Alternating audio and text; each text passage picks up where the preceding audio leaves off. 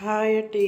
ఈరోజు వీడియోలోను మీకు ఒక మొక్కను చూపించబోతున్నాను. ఇంత సమ్మర్లో కూడా మనకి కొన్ని మొక్కలు హెల్తీగా ఉంటాయి.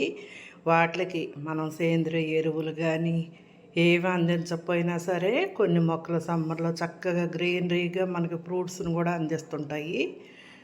మీకు మా టెర్రస్ గార్డెన్లో ప్రతి మొక్కని మీకు వీడియో షేర్ చేస్తున్నాను కదా. ఇప్పుడు చూసే ఈ మొక్క కూడా మీకు వీడియో నచ్చితే మొక్కలని పెంచుకునే వాళ్ళు టెర్రస్ పైన కానీ మొక్కలంటే బాగా ఇష్టపడే వాళ్ళకి ఈ వీడియో షేర్ చేయండి. చూస్తున్నారా, దానిమ్మకాయ చెట్టు ఇది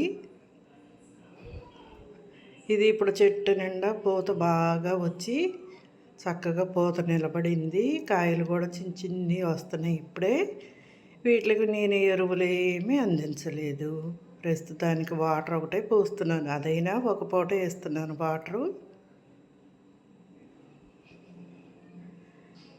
ఇది వాటర్ మనం ఉదయం పూట 5 to 6 లోపే ఇలా వాటర్ అందించాలి. నేను ఆ టైంలోనే ఈ వాటర్ని పోస్తున్నాను.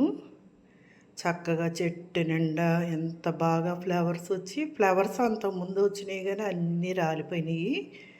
ఇప్పుడు ఆ ఫ్లవర్స్ అన్నీ నిలబడి ఇలా కాయలు రెడీగా ఉన్నాయి.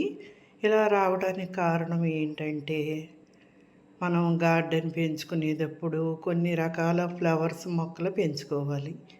షోకేసి ఉంటాయి కదా, ఎల్లో ఫ్లవర్స్ ఇవి, అలా మల్లె చెట్లు కానీ ఇలాంటివి మనం పెంచితే కందిరీగలని తేనెటీగలు ఇలా వచ్చి పాలినేషన్ జరుగుద్ది. అప్పుడే మనకి కాయలు ఫ్రూట్స్ అవి నిలబడతాయి.